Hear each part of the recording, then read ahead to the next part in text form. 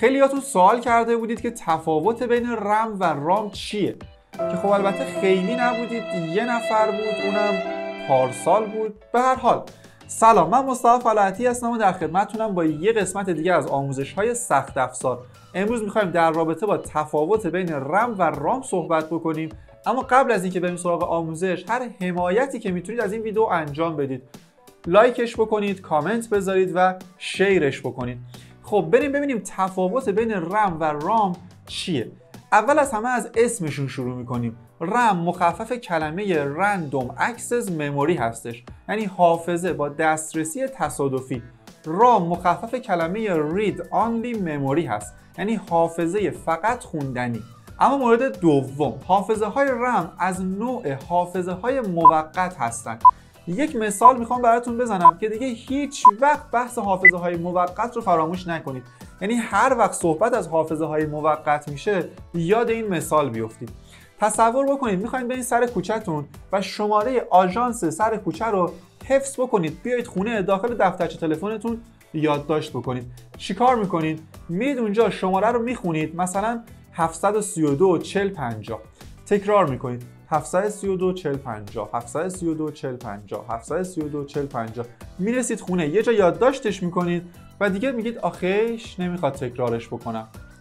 اوکی، حالا تصور بکنید توی همین مسیر که دارید میاد به سمت خونه، یکی از آشناهاتون رو میبینید، دارید تکرار میکنید با خودتون دیگه 732 40 50 732 40 50. سلام آقا مصطفی، احوال شما؟ بفرمایید در خدمت باشین، قربون شما، سلامت بشین. چی داشتم میگفتم؟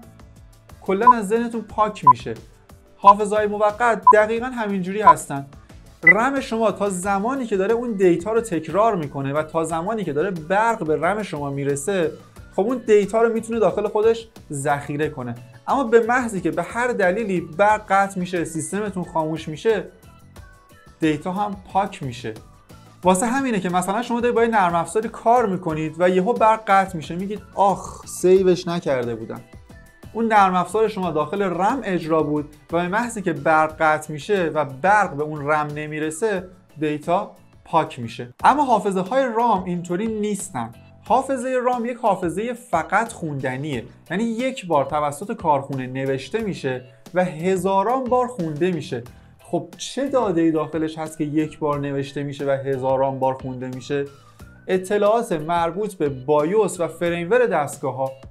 یعنی چی؟ شما به محضی که دکمه پاور کامپیوترتون رو میزنید تا روشن بشه، فوراً میره سراغ حافظه رام و میبینه چه کارهایی رو باید انجام بده تا این سیستم شما لود بشه و بیاد بالا.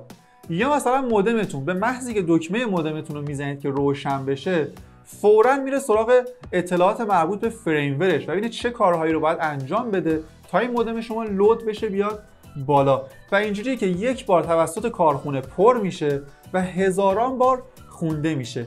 البته از یک جایی به بعد اومدن نوع حافظه های رام رو از نوع حافظه های فلش قرار دادن و اون قضیه رید آنلی بودنش یه مقداری فرمالیته شد. یعنی چی؟ یعنی شما میتونید روی حافظه های رام دیتا رایت بکنید. واسه همینه که مثلا برای بایوستون آپدیت میاد یا میگن فریمور دستگاهتو آپدیت بکن، اما هنوز بهش میگن رید آنلی مموری که خب درست هم هسته، چون شما هر روز که نمیایید فریمورتون رو آپدیت بکنید یا دیتایی رو روی بایوستون رایت بکنید. این اتفاق مثلا هر چند سال یک بار میفته یا ممکن اصلا اتفاق نیفته. واسه همین بهش میگن رید آنلی مموری، یعنی حافظه فقط خوندنی. اما سومین تفاوتشون بحث ظرفیتشون هستش. ظرفیت رم ها چندین گیگابایت، 8 گیگ، 16 گیگ، 64 گیگ الی آخر. اما ظرفیت حافظه های رام چند کیلوبایت یا نهایتاً چند مگابایته و یک حافظه خیلی کوچیک هستش. اما بریم سراغ اشتباهاتی که بین مردم رایج هست. برای مثال به مموری کارت میگن رم. مثلا میگه من رم گوشیمو گم کردم، یه رم 64 به من بده. جان رم گوشیتو گم کردی؟ مگه اصلا میشه کسی رم گوشیشو گم بکنه؟ این اسمش مموری کارت. رم یه چیزه، مموری کارت یا کارت حافظه یه چیز دیگه است.